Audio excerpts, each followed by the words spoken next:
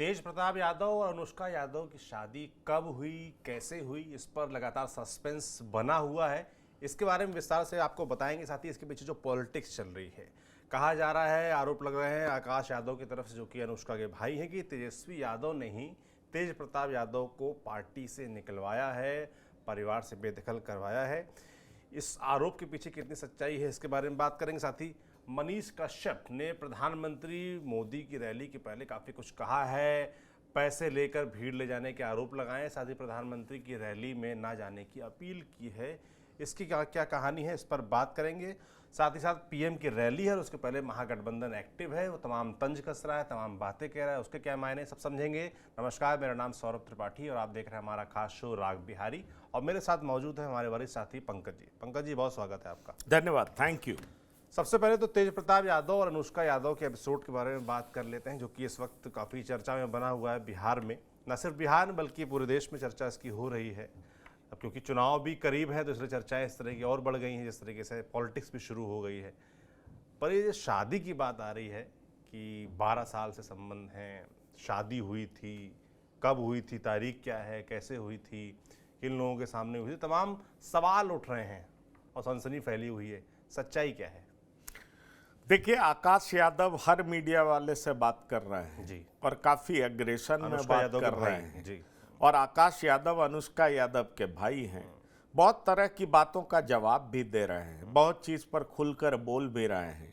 लेकिन जब उनसे ये पूछा जाता है कि शादी कब हुई थी, क्या आपको ये बात पता थी, तो इस पर वो चुप हो जाते हैं। जब उनसे ये भी पूछा जाता है कि आपकी बहन कहाँ है, तो वो कहते हैं घर में है। पर एक चीज वो कहना कभी नहीं भूलते कि हमारे परिवार के जान को खतरा है। दूसरी बड़ी बात वो ये कहते हैं कि बेहतर होगा कि दोनों, लड़का और लड़की, मतलब तेज प्रताप और अनुष्का ही बाहर आकर के बताएंगे कि उनकी शादी हुई है कि नहीं हुई है। और जब रिपोर्टर और भी ज़्यादा सवाल करते हैं तो वो कहते हैं, क्या हमने आपको मिठाई खिलाई, क्या हमने आपको कार्ड दिया, अगर ऐसा कुछ जानकारी होगी तो हम जरूर आपको मिठाई खिलाएंगे और मिठाई खिलाते हुए आपको ये बात बताएंगे। तो आप समझ लीजिए, इस मसले पर आकाश यादव भी बहुत टैक्टिकल खेल रहे हैं। और टैक्टिकल खेलने की जरूरत इसलिए है क्योंकि ऐश्वर्या और तेज प्रताप के बीच में मामला कोर्ट में पेंडिंग है जी। आज सुनवाई थी और फिर अगले डेट पे सुनवाई होगी। तो आप समझ लीजिए कि कोर्ट केस में ये समस्या विकराल रूप ले सकता है, तेज प्रताप यादव के लिए मुश्किलें खड़ी कर सकता है। इसलिए आकाश यादव इस पर कुछ नहीं बोल रहे। भले ही फोटो वायरल हो गया, बहुत तरह की बातें सामने आ गई, अनुष्का यादव के मांग में सिंदूर दिखाई पड़ा और उसके बाद इन्होंने कहा 12 साल से मैं रिलेशन में हूँ। इनके तरफ से ये बात भी आई, राजनीतिक दबाव के कारण, पारिवारिक दबाव के कारण हमने ऐश्वर्या से शादी की। सुभाष यादव ने तरह तरह के आरोप लगाए। वो सारी बातें अब सबके सामने हैं और इसलिए लोग बड़े ही पुख्ता तौर पर जानना चाहते हैं कि आखिरकार है क्या मामला। पर आकाश यादव जो बाहर आ रहे हैं वो कह रहे हैं कि लालू परिवार इस बात पर ध्यान दे दे, तेजस्वी यादव इस बारे में गहराई से सोच लें कि वो जिस तरीके से हमारे परिवार के ऊपर लांछना लगा रहे हैं, अगर हमारा मुंह खुल गया तो बड़ी दिक्कत हो जाएगी। खोने को हमारे लिए कुछ नहीं है, उनके पास खोने के लिए बहुत कुछ है। तो समझ लीजिए कि आकाश यादव बड़ी ही चतुराई से अपनी हर बात का जवाब भी दे रहे हैं और एक बात कह रहे हैं कि दरअसल तेज प्रताप को पार्टी से निकाला गया, क्यों निकाला गया, तेज प्रताप की क्या गलती है।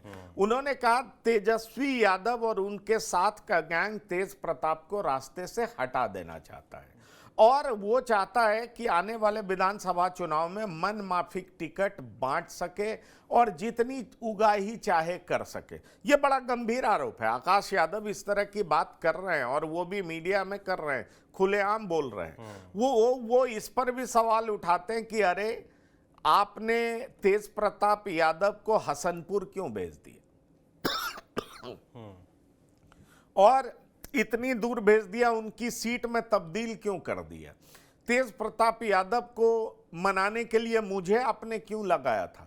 हम आपका कुछ नहीं जानते हैं, आप मुझसे भले ही बहुत कुछ जानते हैं।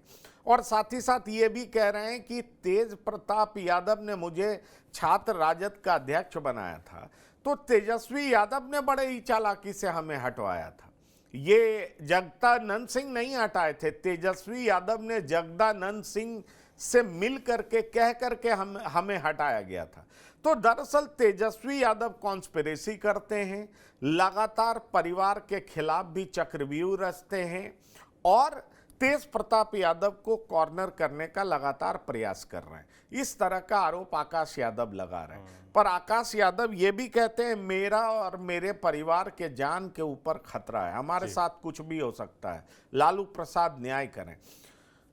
आकाश यादव ये कहते हैं, ये स्वीकार करते हैं कि लालू प्रसाद और राबड़ी देवी तेज प्रताप अपने बड़े पुत्र को मानते हैं, वो पार्टी से नहीं निकालते, लेकिन तेजस्वी यादव के दबाव की वजह से लालू प्रसाद और राबड़ी देवी ने तेज प्रताप को पार्टी से निकलवाया है, परिवार से निकलवाया है। ये सारा षड्यंत्र तेजस्वी यादव का है। तेजस्वी यादव पार्टी पर मजबूत पकड़ चाहते हैं। इतना ही नहीं, आकाश यादव ये भी कहते हैं कि तेज प्रताप यादव के बहन और बहनोई हमारे घर आते जाते रहे, तो रिश्ता जिस तरह का है उस बात को आकाश यादव पूरे तरीके से इंगित करते हैं। पर आकाश यादव एक चीज पर खुल करके अभी भी नहीं बोल रहे हैं कि तेज प्रताप यादव और अनुष्का की शादी कब हुई थी जी। और दरअसल शादी हुई तो इसकी उनको जानकारी है या नहीं है, इस बारे में भी कुछ नहीं बोल रहे हैं। इस बात का जवाब बड़े ही तरीके से दे करके निकल जा रहे हैं। तो मामला बड़ा इंटरेस्टिंग है। आपको बताएं, तेज प्रताप यादव ने भी एक जगह इंटरव्यू तो दिया है, लेकिन उसमें अपने निजी मैटर के बारे में कुछ नहीं बोला है जी। उन्होंने कहा कि ये हमारा निजी मसला है, इस पे अभी कोई बात नहीं करेंगे। पर तेज प्रताप सुर्खियों में है, उनका परिवार सुर्खियों में है। अभी तेजस्वी यादव को बेटा हुआ है कल ही, तो लालू प्रसाद यादव, राबड़ी देवी, मीसा भारती, ये सब लोग कोलकाता पहुंचे हुए हैं। ममता बनर्जी मिलने भी आई थी, लेकिन आकाश यादव लगातार मीडिया में बयान दे रहे हैं। आकाश यादव इस बात की घोषणा करते हैं कि जिस तरीके से तेज प्रताप को जानबूझ करके कॉर्नर किया जा रहा है, और वो भी तेजस्वी यादव द्वारा कराया जा रहा है, क्योंकि तेजस्वी यादव परिवार पर, पार्टी पर मजबूत पकड़ चाहते हैं, तेज प्रताप को अपने रास्ते का कांटा मानते हैं। एक बहाना मिल गया है तेज प्रताप को बाहर करने का। उन्होंने लालू प्रसाद और राबड़ी देवी पर दबाव डाल के तेज प्रताप को पार्टी से बाहर निकलवाया है। लालू प्रसाद और राबड़ी देवी तेज प्रताप को बहुत मानते हैं। तेज प्रताप लोगों के बीच में बहुत लोकप्रिय हैं, साफ दिल के व्यक्ति हैं, ऐसा आकाश यादव का कहना है। और ये सारी साजिश तेजस्वी यादव के द्वारा की गई है। आकाश यादव का ये कहना है कि मेरे खिलाफ जिस तरह का दुष्प्रचार कराया जा रहा है, अभी मैं चुप हूं, लेकिन अगर मौका मिला तो सही समय पर हर बात का जवाब दूंगा और इतना पोल खोलूंगा जिसका जवाब वो दे नहीं पाएंगे। तो इस तरीके से दोनों के बीच में आप कह लीजिए वाक युद्ध। उस तरफ से तो कोई बयान आ नहीं रहा है, लेकिन आकाश से जितने सवाल पूछे जा रहे हैं, आकाश यादव जवाब दे रहे हैं। और ये देखिए, ये ड्रामा कब तक चलेगा, ये देखना दिलचस्प होगा। फिलहाल आज प्रधानमंत्री मोदी पटना में होंगे, माहौल कैसा रहेगा ये निश्चित तौर पर देखते बनेगा, क्योंकि वो 2 दिन बिहार में रहने वाले हैं। बिल्कुल बिल्कुल, इसकी नज़र रहेगी प्रधानमंत्री के दौरे पर। तो अब प्रधानमंत्री के दौरे की तरफ ही चलते हैं। मनीष कश्यप का एक बयान आया है जो कि बड़ा चर्चा का विषय बना हुआ है। उन्होंने बड़ा विस्तार से बताया है कि इतनी भीड़ जुटती है बिहार में प्रधानमंत्री की रैली में जितनी गुजरात में भी नहीं जुटती है, और उसके पीछे का कारण उन्होंने बताया कि भाजपा के नेता पैसा देते हैं, यहाँ पर भीड़ बुलाने के लिए भर भर के बसों में ले जाते हैं, इसलिए इतनी भीड़ जुटती है। ये आरोप और ये अचानक से ये जो आक्रामकता है मनीष कश्यप की, क्या इशारा कर रही है? देखिए, मनीष कश्यप कुछ दिन पहले इनफैक्ट लोकसभा चुनाव के दरमियान बीजेपी में शामिल हुए, पर मनीष कश्यप का एग्रेशन जिस तरह का दिखता है, मुझे नहीं लगता उस तरीके से पॉलिटिक्स होता है। मनीष कश्यप गुस्से में, नाराज हैं, और वजह यह है कि पीएमसीएच में उनकी धुनाई हो गई। यंग डॉक्टर्स ने उनकी धुनाई की है, ये बात खुद मनीष कश्यप कहते हैं। सवाल यह है कि ऐसे क्रिटिकल मौके पर बीजेपी का कोई नेता उनसे मिलने नहीं आया। किसी भी तरह की उनको मदद नहीं पहुंचाई गई। और मनीष कश्यप खासे नाराज है। जब वहां से किसी तरीके से इनको छुड़ाया गया, ये बाहर आए, एक प्राइवेट नर्सिंग होम में एडमिट हुए, सांस लेने में तकलीफ थी, इनको अंदर की भारी चोट थी, पीटते वक्त यंग डॉक्टर्स ने ब्लैंक पेपर पे साइन करवा लिया था, ये सारी बातें थी। और इन सारी बातों के बीच में मनीष कश्यप को ऐसा लगा कि मैं सत्ताधारी दल का एक नेता हूं और मेरी पिटाई हो रही है और सत्ताधारी दल के तरफ से कोई मेरे साथ खड़ा नहीं हो रहा है। भला ऐसी पार्टी में रहने का मतलब क्या है? मनीष कश्यप फेसबुक पे आते हैं, मनीष कश्यप कहते हैं कि भाई मैं अपने लोगों से बात विचार करके तय करूंगा कि मुझे बीजेपी में रहना है या नहीं रहना है। अब एक बात तो बहुत साफ नजर आ जाता है कि अब मनीष कश्यप ने बीजेपी छोड़ दिया और इसीलिए प्रधानमंत्री के खिलाफ डायरेक्ट अटैक करना है। वो कह रहे हैं कि प्रधानमंत्री की सभा में भीड़ बुलाई जाती है और भीड़ में लोग पार्टिसिपेट नहीं करते बल्कि उनको पैसे पर लाया जाता है। नेता अपनी वाहवाही लूटते हैं कि प्रधानमंत्री की सभा में इतने लोग आए थे, और दरअसल जो लोग वाकई बिहार का भला चाहते हैं वो प्रधानमंत्री की सभा में नहीं जाएं, जिससे प्रधानमंत्री को यह मालूम चल सके कि लोग कितने नाराज हैं, कितने परेशान हैं और बिहार का कोई डेवलपमेंट हुआ नहीं है। वो यहीं नहीं रुकते, वो ये कहते हैं कि बीजेपी के एमपी एमएलए को तो कोई सुनता भी नहीं है, कोई ध्यान भी नहीं देता है।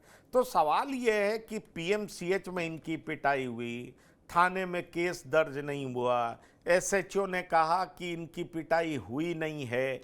ये खुद मनीष कश्यप कहते हैं कि मेरी पिटाई हुई है, मुझे बुरे तरीके से मारा गया है। अब सरकार इनकी, ये नेता, बड़े यूट्यूबर, कई सारे फॉलोअर्स, और उसके बाद इनकी पिटाई हो जाती है और ये कुछ कर नहीं पाते हैं। कल अपने यूट्यूब प्लेटफॉर्म के लिए ये एक अस्पताल के बाहर कई एम्बुलेंस को दिखा रहे थे और बता रहे थे कि किस जर्जर अवस्था में एम्बुलेंस पड़ा हुआ है। बिल्कुल कीचड़ के बीच एम्बुलेंस लगा हुआ था, ना कोई उसको देखने वाला, ना कोई उसको ठीक कराने वाला। लोगों को ज़रूरत पड़ती है तो लोग एम्बुलेंस का फ़ायदा ले नहीं पाते हैं, एम्बुलेंस वाला बाकायदा पैसा मांगता है। ये सब तरह की बातें भी सामने आती है। लोगों की मुश्किलें दूर नहीं हुई है। मनीष कश्यप की जब पिटाई हुई, क्योंकि मनीष कश्यप खुद बता रहे हैं, उसके बाद उनको लगा कि अस्पताल की जो जर्जर स्थिति है वो प्रधानमंत्री तक जाना चाहिए, लोगों को पता लगना चाहिए, और इसीलिए मनीष कश्यप ये रूप अपना रहे हैं। सवाल ये है कि मनीष कश्यप जितनी तेजी से अलग अलग रूप अपनाते हैं, जर्नलिज्म में जो एग्रेशन दिखाते हैं, क्या उनका काम है क्या? बड़ा सवाल ये है। आप ठीक है, आप सही रिपोर्ट दिखाइए, लेकिन आप खुद जजमेंटल मत बनिए, आप खुद जज मत बनिए। एक पत्रकार का फर्ज क्या होता है? एक पत्रकार के रूप में आपका फर्ज होता है कि you are a news presenter. Opinion लोगों को बनाने दीजिए, आप अपनी तरफ से जजमेंट मत दीजिए, आप अपनी तरफ से वैल्यू इंप्यूट मत करिए। जो जैसा है उसको एज इट इज बता दीजिए और लोगों को खुद तय करने दीजिए कि सही है, गलत है, खराब है, अच्छा है, क्या है। लेकिन आप भाषण मत दीजिए, आप प्रीचिंग मत करिए, आप लोगों को ज्ञान मत दीजिए। ये हमारा काम नहीं है, ये एक जर्नलिस्ट का काम नहीं है। और इसीलिए कहा जाता है just be a news presenter, don't be a news disseminator. अब ऐसे में सवाल उठता है कि मनीष कश्यप की जिस तरह की रिपोर्टिंग रही है, अब लोगों को भी पसंद तो आया है, क्योंकि बहुत सारे इंस्टीट्यूशंस सुनवाई करते नहीं थे और ये आगे बढ़ के एग्रेशन में तो अपनी सीमा लांघते थे, तो कई जगह कार्रवाई भी हो जाती थी, तो लोग इनके मुरीद होते गए, इनके फॉलोअर्स बढ़ते गए। लेकिन ये सारी पॉपुलैरिटी चीप पॉपुलैरिटी है। मैं आपको बस इतना ही कह सकता हूं। दरअसल जो जिसका काम है, जब तक वो काम करेगा नहीं, तब तक किसी भी समाज, किसी भी देश, किसी भी राज्य की प्रॉब्लम्स खत्म नहीं होगी। अरे भाई, अगर अस्पताल काम नहीं करेगा तो एक पत्रकार का काम नहीं है ना कि अस्पताल में गड़बड़ी है वो दिखा दे, पर काम तो डॉक्टर ही करेंगे ना, काम नर्सेज ही करेंगे, काम हॉस्पिटल का एडमिनिस्ट्रेटिव स्टाफ ही करेगा। कोई जर्नलिस्ट नहीं करेगा। जी। तो सवाल यह है कि डर से, भय से काम आप करवा नहीं सकते। तो मनीष कश्यप का ये जो बदला हुआ रूप है वो इसलिए है क्योंकि जो उनकी एक्सपेक्टेशन एनडीए से थी वो पूरी नहीं हुई है, इसलिए एनडीए का बखिया उधेड़ने के लिए वो मैदान में उतर आए हैं। वो किस हद तक कामयाब होते हैं इस विधानसभा चुनाव में, ये देखना दिलचस्प। बिल्कुल दिलचस्प रहेगा, इसमें कोई दो राय नहीं है। प्रधानमंत्री मोदी की जो बिहार यात्रा, उसके बारे में हम बात कर रहे हैं। आज पटना में रोड शो होना है, अभी बंगाल में थे, बिहार पहुंचेंगे, और उससे पहले पॉलिटिक्स भी शुरू हो गई है। महागठबंधन की तरफ से तमाम तरह के कटाक्ष किए जा रहे हैं, आरोप लगाए जा रहे हैं। तो कैसे देख रहे हैं इसको पंकज? देखिए, मैं इसको ऐसे देख रहा हूं कि जिस तरीके से महागठबंधन ने प्रधानमंत्री दौरे से पहले ही डबल इंजन सरकार को हर मसले पर फेल करार दिया है, उससे एक बात तो समझ में आती है कि महागठबंधन एग्रेसिव पॉलिटिक्स कर रहा है। वो विधानसभा चुनाव से पहले जोरदार तैयारी करने में जुटा हुआ है। वो ये बताना चाहता है कि नीतीश कुमार कैसे फेल हुए हैं। वो बताता है कि तमाम कसौटी पर नीतीश सरकार कैसे फेल नजर आ रही है। वो कहते हैं कि अपराध पर नियंत्रण हो, फेल, पलायन पर रोक हो, फेल, अस्पताल की सुविधा हो, फेल, शिक्षा की व्यवस्था हो, फेल, नौकरी रोजगार की बात हो, फेल। तो इस तरीके से बोल करके किसानों के साथ न्याय की बात हो, फेल, दबे कुचलों के साथ न्याय की बात हो, फेल। तो इन तमाम चीजों पर इस सरकार को फेल करार देते हुए कहते हैं कि मैं 20 साल से सरकार में हूं और कुर्सी पर ही बने रहना मेरी प्राथमिकता है। यह नीतीश कुमार पर सीधा अटैक है। दरअसल तमाम मसलों पर, तमाम कसौटी पर नीतीश कुमार की किरकिरी करने पर महागठबंधन उतर आई है। अभी हाल के दिनों में बाइक पर जिस तरीके से दो लड़के बैठ करके फायरिंग कर रहे हैं, पीछे से एडीजी उनको दौड़ा रहे हैं, एडीजी पकड़ पाने में कामयाब नहीं होते हैं, जिस तरीके से डीजीपी कंसर्न दिखाते हैं, वीसी पर तमाम एसपी से बात करते हैं और उनको हड़काते हैं, कहते हैं कि proper law and order maintain करने के लिए आप लोग को जो करना चाहिए आप करते नहीं हैं। आप इंस्पेक्टर की बात पर भरोसा करते हैं, आप किसी के द्वारा डेप्यूट किए गए हों, हम आपसे काम करवा कर मानेंगे, आप काम नहीं करेंगे तो आपके खिलाफ कार्रवाई कर मानेंगे। अब जान लीजिए, डीजीपी काफ़ी एक्टिव डीजीपी हैं, बड़े ऑनेस्ट ऑफिसर में उनकी गिनती होती है, कड़क ऑफिसर हैं, कागज पर एक्शन लेने में कभी नहीं चूकते हैं, प्रोसेस को बकायदा फॉलो करते हैं, और एडीजी हेडक्वार्टर कड़क भी हैं, एग्रेसिव भी हैं। वो खुद भी गुंडों के खिलाफ कार्रवाई पर उतर सकते हैं। ऐसे में जो एडीजी हेडक्वार्टर और डीजीपी का कागज पर सब पर नकेल कसना, फिनेंशियल क्राइम के खिलाफ आपने क्या किया है, तमाम एसपी से, हर जिले के एसपी से पूछना और फिर उसका रिकॉर्ड मांगना, ये अपने आप में बताता है कि फिनेंशियल क्राइम के जरिए भी कैसे क्राइम पर नकेल कसना चाहते हैं डीजीपी, और ये तमाम कवायद जारी रखना चाहते हैं। लेकिन वो कहते हैं ना सौरभ, कि चुनाव से पहले हर राजनीतिक दल जो सत्ता में होती है वो चाहती है कि रिटर्निंग ऑफिसर उसका, डिप्टी एसपी उसका हो, थाने में एसएचओ पोस्टिंग जो हो सो उसके हिसाब से हो। और उस समय जो सरकार होती है वो कहती है, अगर घटक दल की सरकार है और जो घटक दल हैं उनके विधायक हैं, तो विधायक के हिसाब से रिटर्निंग ऑफिसर होता है, और इसमें कानून व्यवस्था पर बड़ा असर पड़ता है। ये बात आप जान लीजिए, क्योंकि विधायक अपने तरह का ऑफिसर चाहते हैं, और जब किसी के फेवर से ऑफिसर का डेपुटेशन होता है तो आप जान लीजिए ऑफिसर बेहतर काम करेगा, इसकी गारंटी तो नहीं होती है। और इन सब सवालों पर महागठबंधन गिरने का प्रयास कर रहा है कि भाई इतने बेरोजगार हैं, उनके लिए रोजगार की क्या व्यवस्था है, अब ट्रेन नहीं चाहिए, बेहतर शिक्षा और रोजगार चाहिए। इस तरह की मांग प्रशांत किशोर रख रहे हैं, महागठबंधन के अलग अलग घटक दल रख रहे हैं। और चूंकि आज प्रधानमंत्री का दौरा है, प्रधानमंत्री कई हजार करोड़ की सौगात देंगे, पूरा एनडीए एकजुट है, पटना में बहुत चहल पहल है, तो महागठबंधन ने ऐसे मौके पर आक्रमण करना बेहतर समझा। बिहार की जो असलियत है, जो उसके पॉलिटिकल इंटरेस्ट में है, उसको बताया ताकि ज़्यादा से ज़्यादा लोगों की उस पर नज़र पड़े और प्रधानमंत्री आए बोले उससे पहले ही महागठबंधन ने अपनी बातों को सामने रख करके एक तरीके से डबल इंजन सरकार को घेरने का प्रयास किया। अब किस हद तक सफल होते हैं देखने वाली बात। बिल्कुल, ऐसे तो तमाम राजनीतिक सवाल हैं जिनके जवाब धीमे धीमे मिलेंगे जैसे जैसे चुनाव करीब आएंगे। बाकी राग बिहारी में आज इतना ही। प्रधानमंत्री नरेंद्र मोदी बिहार आ रहे हैं, पटना में उनका रोड शो है, उससे पहले पॉलिटिक्स शुरू हो गई है। तो अब उनके दौरे में क्या कुछ होता है, प्रधानमंत्री क्या कुछ बोलते हैं, सब पर हमारी नज़र बनी रहेगी। आप तक हम अपडेट पहुंचाएंगे। आप देखते रहिए TV9 बिहार झारखंड। शुक्रिया।